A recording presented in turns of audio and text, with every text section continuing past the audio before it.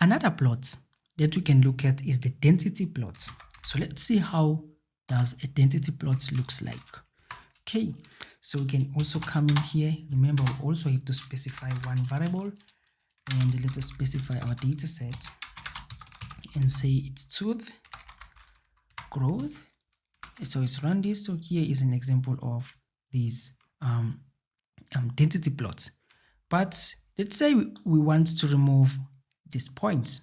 Now, in order to remove these points, we're going to come in here and say plot dot point.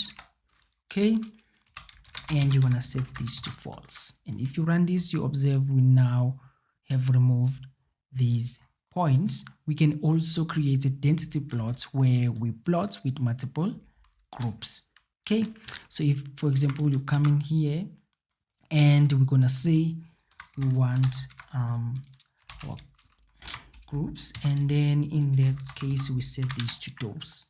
Okay, and if you run this, you observe we have created this density plot using these groups.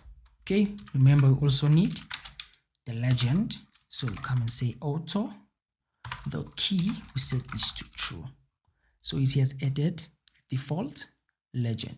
So that is how you can also create a density plot.